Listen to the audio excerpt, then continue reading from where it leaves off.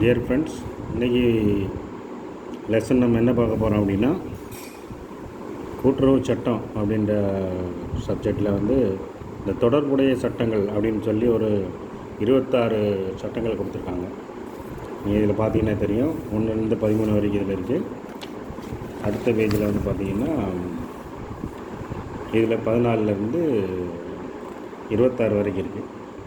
இந்த சட்டங்களோட இந்த இயர் கொடுத்துருக்காங்கல்ல, 81, 65, 23 தான் இருக்குல்ல, இது வந்து நம்ம எப்படி ஞாபகம் வச்சுக்கலாம் அப்படின்றது மாதிரி ஒரு சின்ன யோசனை, ஒரு இது. நீங்கள் அதை கொஞ்சம் ட்ரை பண்ணி பாருங்கள், புரிஞ்சுக்கிறது. கொஞ்சம் ஒரு மாதிரி இருந்தால் கூட அட்ஜஸ்ட் பண்ணிக்கிங்க. நம்ம இப்போ அந்த ஷார்ட்டாக ஒரு ஸ்டோரி மாதிரி ஒரு ரெடி பண்ணியிருக்கேன். பாருங்கள், பிடிச்சா இப்போ உங்களுக்கு எக்ஸாமுக்கு பயன்படும் அப்படின்னா நீங்கள் அதை ஃபாலோ பண்ணிக்கிங்க. கொஞ்சம் ஈஸியாக ஞாபகம் வைக்கிற மாதிரி இருக்கும்னு நினைக்கிறேன். சரி, பார்க்கலாம் அப்படின்னு.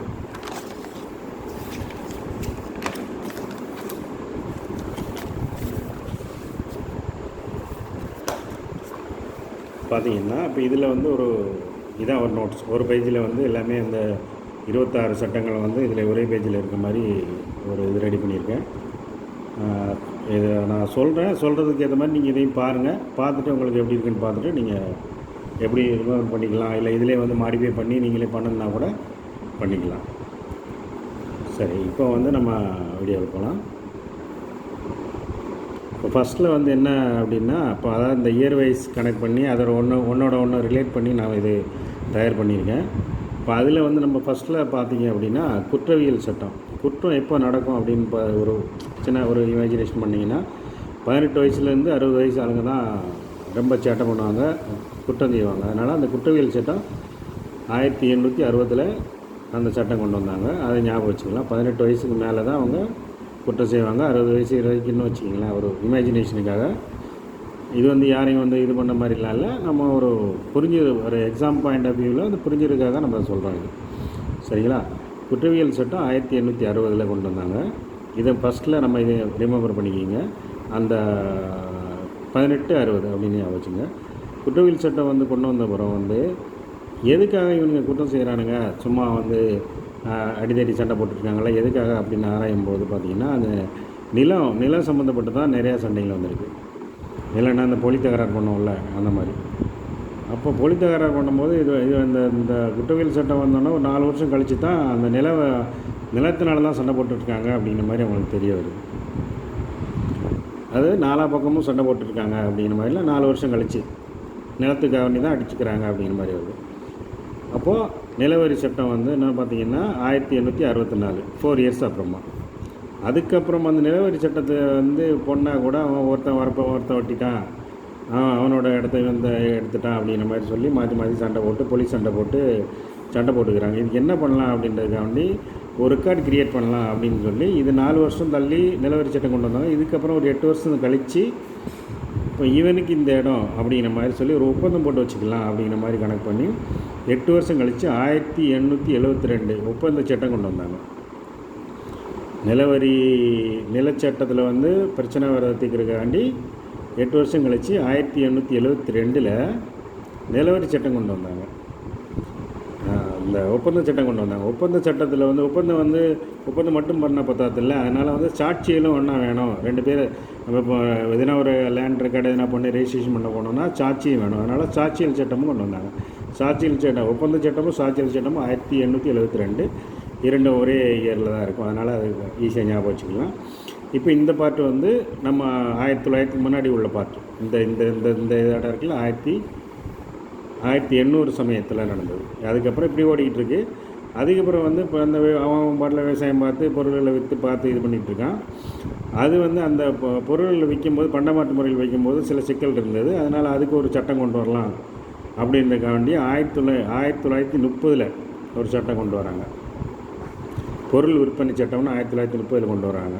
இப்போ இது பண்ணும்போது இப்போ அந்த விற்று கொடுக்குறவங்களுக்கோ இல்லை பண்டமாற்று முறையிலையோ லாபமோ நட்டமோ வந்தால் என்ன செய்கிறது அப்படின்னு யோசிக்கிறம்போது இந்த 1930 இது பண்ணும்போது 31 விற்பனை சட்டம் கொண்டு வராங்க. அதில் அந்த பொருள் விற்பனையும் போது லாபம் கிடைச்சின்னா அவங்களுக்கு வந்து அந்த வியாபாரத்தில் ஈடுபடுறவங்களுக்கு, விற்பனையில் ஈடுபடுறவங்களுக்கு 6% வந்து அவங்களுக்கு ஊதியமாக கொடுத்துருங்க அப்படின்றாங்க.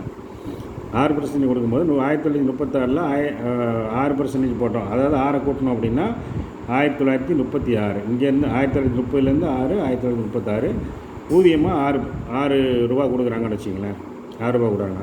ஸோ அப்போ நஷ்டம் வந்துச்சுன்னா என்ன பண்ண அப்படின்னும் போது என்ன சொல்கிறாங்கன்னா 7 ரூபா கழிச்சிங்க அப்படின்ட்டாங்க. 7 ரூபா கழிச்சிங்க, அந்த ஊதியத்துலேருந்து 7 ரூபா கழிச்சிங்க. அதாவது தொழிலாளருக்கு இழப்பீடாக 7 ரூபா கொடுத்துடணும்.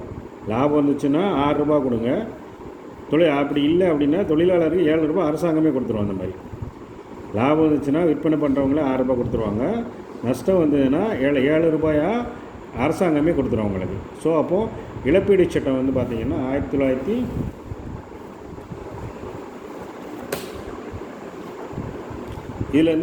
கழிச்சு 1923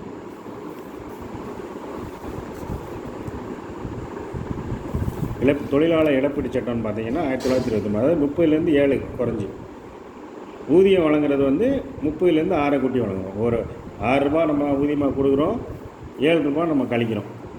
7 ரூபா அதாவது இழப்பீடு வழங்குகிறோம், அதாவது அரசாங்கத்திலேருந்து கொடுக்குறோம். இப்போ இது ஒரு பார்ட் இருக்குது. அடுத்து பார்த்திங்கன்னா சுதந்திரம் வந்து நமக்கு அது இப்படி ஓடிக்கிட்டு இருக்கும்போது சுதந்திரம் வந்து 1947 கிடச்சி, நமக்கு எல்லாருக்கும் தெரியும். அப்போது இதுக்கப்புறம் வந்து மற்ற இந்த சிக்கல்கள், இந்த இதுக்கெல்லாம் வியாபாரம் இதுக்கெல்லாம் வந்து ஒரு ரெகுலைஸ் பண்ணலாம் அப்படின்னு யோசனை பண்ணிவிட்டு கடை வைக்கிறவனோ இல்லை கம்பெனி கட்டுறவனோ கட்டிக்கிடுங்க. அதாவது 1944 ஒரு சட்டம் போட்டாங்க. கடை வைக்கிறவனுக்கும் நிறுவனம் வைக்கிறவனுக்கும் 1940 சட்டம் போட்டாங்க. அதே நேரத்தில் தொழில் பண்ணுறவனும் தனியாக அவனுங்களும் தனியாக சட்டம். தொழில் பண்ணுறவன் தனியாக, கடை நிறுவனம் வைக்கிறவன் தனியாக, தொழில் பண்ணுறவன் 2 பேருக்கும் 1947 சட்டம் 1 சட்டம் 2 சட்டம் ஏற்றாங்க. ஒரே வருஷத்தில் 2 சட்டம் கொண்டு வராங்க 1947. இப்படி கொண்டு வரும்போது இந்த தொழில் பண்ணும்போது இந்த தொழிலில் வேலை பார்ப்பாங்கள்ல, இந்த வேலை பார்க்குறவங்களுக்கெல்லாம் வந்து 5 வருஷம் வேலை பார்த்தா தான் அவனுக்கு வந்து பிஎஃப் பிடிப்போம். அதாவது வருங்கால வைப்பு நிதி அப்படின்னு சொல்லுவாங்க. பிஎஃப் பிடிப்பாங்க. நீங்கள் ஒரு மினிமம் இத்தனை வருஷம் வேலை பார்க்குறவங்களுக்கு மட்டும்தான் பிஎஃப் பிடிப்பாங்க. அது உங்களுக்கு தெரியும் நினைக்கிறேன். ஸோ 5 வருஷம் வேலை பார்த்தாங்கன்னா அவங்களுக்கு பிஎஃப் பிடிக்கணும். அப்போது 1947 அந்த சட்டம் கொண்டு வராங்க. 5 வருஷம் அந்த 5 கூட்டணும் அப்படின்னா 1952 வருங்கால வைப்பு நிதி அப்படின்னு ஒரு சட்டம் கொண்டு வராங்க. சரி, இப்போ அதே மாதிரி 5 வருஷம் வேலை பார்த்தவங்களும் வருங்கால வைப்பு நிதி சட்டம் கொண்டு வந்து 1947 5 கூட்டணும்னா 1952 வருது. அதே மாதிரி 5 வருஷம் வேலை பார்த்தா பிஎஃப் பிடிக்கிறோம். 18 வருஷம் வேலை பார்த்தோன்னா அவனுக்கு ஒரு போனஸ் ஊக்கஊதியம் கொடுக்குறோம். அது என்ன சட்டம் அப்படின்னா 18 வருஷம் நம்ம வேலை பார்த்தோம் அப்படின்னா இல்லை இந்த 1940 18 கூட்டணும்னா 1965, அதாவது ஊக்கஊதிய சட்டம் 1965. 18 வருஷம் வேலை பார்க்குறவங்களுக்கு ஊக்கஊதியம் கொடுக்குறோம். அதே மாதிரி 25 வருஷம் வேலை பார்க்குறவங்களுக்கு 25 வருஷம் வேலை பார்க்குறவங்களுக்கு பணிக்கொடைனா ஒரு பென்ஷன் மாதிரின்னு வச்சுங்களேன். ரிட்டைர்மெண்ட் ஆனால் பணிக்கொடை கொடுப்போம். அது மாதிரி பணிக்கொடை வந்து 25 வருட பணி புரிந்தவங்களுக்கு பணிக்கொடை கொடுக்குறோம். அப்போது 1947 25 கொண்டுனா 1972. இந்த டாபிக் வந்து கொஞ்சம் நல்லா புரிஞ்சுங்க. 5 வருஷம் வேலை பார்க்குறவங்களுக்கு பிஎஃப் பிடிக்கிறாங்க. 18 வருஷம் வேலை பார்க்குறவங்களுக்கு ஊக்கஊதியம், அதாவது போனஸ் மாதிரின்னு வச்சுங்களேன். அது 25 வேலை பார்த்தவங்களுக்கு பணிக்கொடை கொடுக்குறாங்க 1972. இந்த இயரோட இந்த எவ்வளோ நாள் வேலை பார்க்குறவங்களோ அந்த இயரை கூட்டினீங்கன்னா இந்த இது வந்துடும். ஈஸியாக ஞாபகம் வச்சுக்கலாம். அதே சமயத்தில் இந்த 1944 தொழில் தகராறு சட்டம் கொண்டு வந்தாங்கல்ல, தொழில் சட்டம் கொண்டு வந்தாங்க. இதில் வந்து என்னென்ன தொழில் பண்ணலாம் வைக்கணும்னு சொல்லும்போது பார்த்திங்கன்னா இவனுக்கு எல்லாம் வந்து அதாவது 1947 இந்த 7 இருக்குல்ல, இந்த 7ஓட 1947 7 கூட்டணும்னா 7 வருஷம் கழித்து கலப்பட சட்டம் கொண்டு வந்தாங்க. இதில் வந்து இவனுங்க இந்த தொழில் பண்ணும்போது மாற்றி கலப்படம் பண்ணி உழப்படி பண்ணிட்டாங்க. அதனால் கலப்பட சட்டம் வந்து கொண்டு வந்தாங்க 1954. 1947 + 7 1954 7 வருஷம். அந்த 1947 ஞாபகம் வச்சுங்க. அதுலேருந்து 7 கூட்டிக்கிட்டேன்னா 1957. இப்படி கலப்படம் பண்ணால் கூட அவனை என்ன பண்ணானுங்கன்னா, இப்போ இந்த கலப்படம் பண்ணால் கூட இது ஒழிக்க முடியல. அதனால் என்ன பண்ணால் கவர்மெண்ட் என்ன அத்தியாவசிய பொருளாவது 5 ரூபா பொட்டலமாக போட்டு கொடுத்துருங்கப்பா, ரேஷன் கடையில் 5 ரூபா பொட்டலமாக கொடுத்துடலாம் அப்படின்றதாண்டி சொன்னது தான் 1955 5 ரூபா போட்டலாம் அப்படிங்கிற மாதிரி ஞாபகம் வச்சுங்க. இந்த ஏரியாவை 1955 5 ரூபா போட்டலாம் அப்படி அத்தியாவசிய பொருளாக 5 ரூபா போட்டலாமல் வச்சுட்டாங்க. அப்படின்னா 1955 அந்த வருஷத்தில் அந்த சட்டம் போட்டிருக்காங்கன்னு அர்த்தம். இதெல்லாம் ஞாபகம் வச்சுங்க. இது தாண்டி வந்து இந்த இவனுக்கு 5 ரூபா பொட்டலாம் போட்டு விற்கணும்னு சொன்னால் கூட அதில் கூட வந்து எடையை வந்து அடிச்சிடறானுங்க. எடையை வந்து அதாவது 5 ரூபா பொட்டலம் போட்டோம்னா எடையை வந்து கூட குறைச்சி 50 கிராம் வைக்கிறதுக்கு 40 கிராம் 48 கிராம் அந்த மாதிரி வச்சு எடையை குறைச்சிட்டாங்க. இதை கண்டுபிடிச்சின்னா சுதந்திரம் அடைஞ்சு இது பண்ணி இந்த தொழில் சட்டம் கொண்டு வர 11 வருஷம் கழிச்சு தான் அதை கண்டுபிடிக்கிறான். 11 அப்படின்றது எடை. ரெண்டு பக்கம் சமம், ஒன்று அது இது சமமாக இருக்கணும் அப்படிங்கிற மாதிரி ஞாபகம் வச்சுக்கோங்க. 11 வருஷம் கழிச்சு தான் 1958 இடையில சட்டம் வந்து 1958 தொழில் பண்ண சொல்லி பெர்மிஷன் கொடுத்து 47. அதுக்கப்புறம் 11 வருஷம் கழிச்சு தான் எடையை கண்டுபிடிக்கிறாங்க. எடைன்னா ஒன்று ரெண்டு பக்கம் சமமாக இருக்கணும் அப்படின்றத ஞாபகம் வச்சுங்க.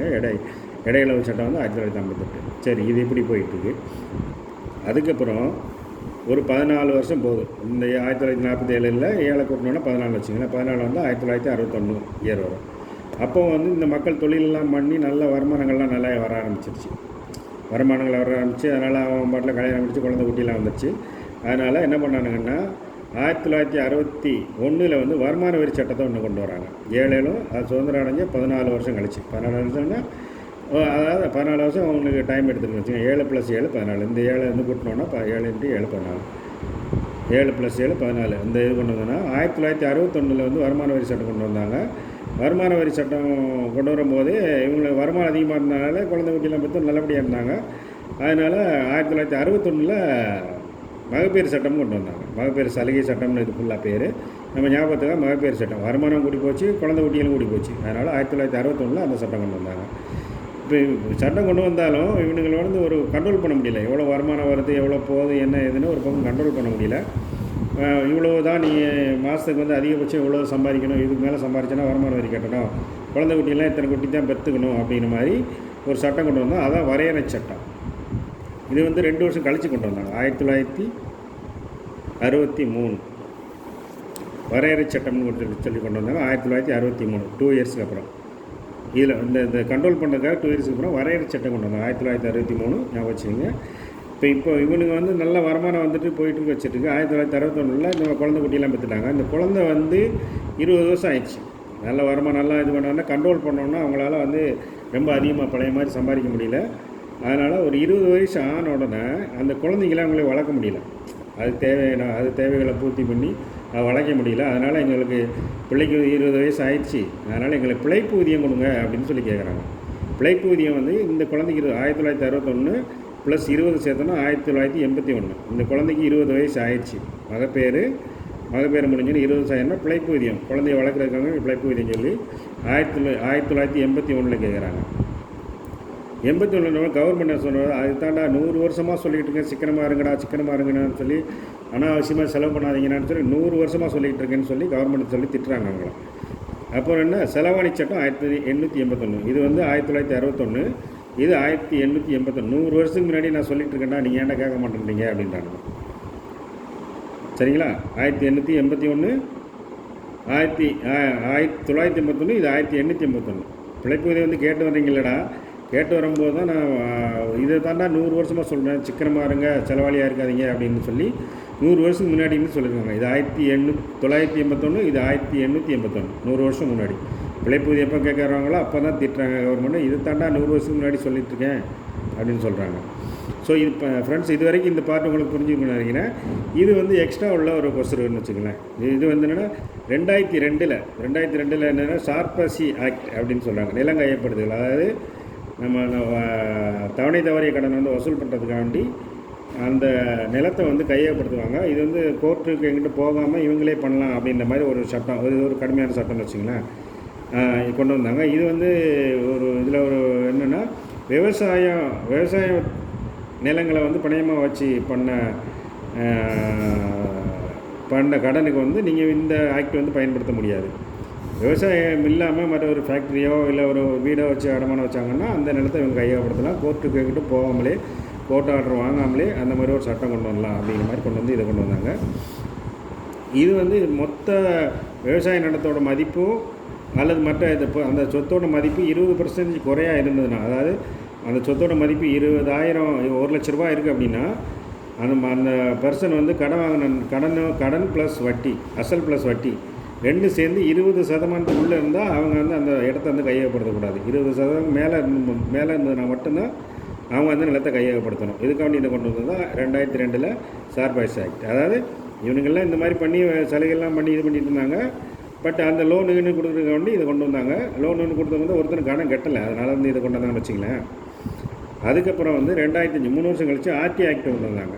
யார் என்னென்னு சொல்லி தகவல் அறிவு சட்டத்தில் வந்து உங்களுக்கு தெரியும். இது வந்து ஈஸியாக ஞாபகம் வச்சுக்கக்கூடிய விஷயம் தான். 2005 வந்து ஆர்டி ஆக்ட் கொண்டு வந்தாங்க. ஆர்டி ஆக்ட் கொண்டு வந்தோன்னா அப்போயே வந்து என்னென்னா ஆர்டி ஆக்ட்னு என்னென்னா ஒரு அரசு திட்டம் வந்து வெளிப்படையாக இருக்கணும் அப்படின்றதுக்காண்டி கொண்டு வந்தாங்க. அதில் வந்து ஆர்டியில் வந்து ஒருத்தர் என்ன பண்ணிட்டான்னா ரேஷன் கடை அது உணவு பாதுகாப்பு அது இதுன்னு எல்லாத்தையும் கொண்டு வரீங்களா, எல்லாம் சுத்தபத்தமாக கொண்டு வரீங்களா, அப்போது ரேஷன் கடையில் கொடுக்குற உணவு வந்து கரெக்டாக இருக்கா, தரமாக இருக்கா அப்படின்னு ஒருத்தர் ஆர்டிஐயில் கேட்டான். எப்போ ஆர்டி ஆக்ட் கொண்டு வந்து அடுத்த வருஷத்துலேயும் கேட்டான். அதுக்காண்டி 2005 ஆர்டி ஆக்ட்டு உணவு பாதுகாப்பு மற்றும் தரம் 2006 கேட்டான். ஒரு வருஷம் கழிச்சு ஆர்டி ஆக்ட்டு ஒரு வருஷம் கழித்து கேட்டான். அதுக்கப்புறம் இவனுக்கு தரமான கொடுத்துருவோம் அப்படின்னு சொன்னோன்னா தரமான கொடுத்துரும், நல்லா தரமான கொடுத்துரும். அப்போ விலை ஏற்றணும்ல, தரமாக கொடுக்கணும்னா விலை ஏற்றணும் அப்படின்னு ஜிஎஸ்டி வரின்னு ஒன்று கொண்டு வந்தாங்க 2017. இப்போ இதுக்கு பார்த்தீங்கன்னா கிட்டத்தட்ட 11 வருஷம் இருக்குது.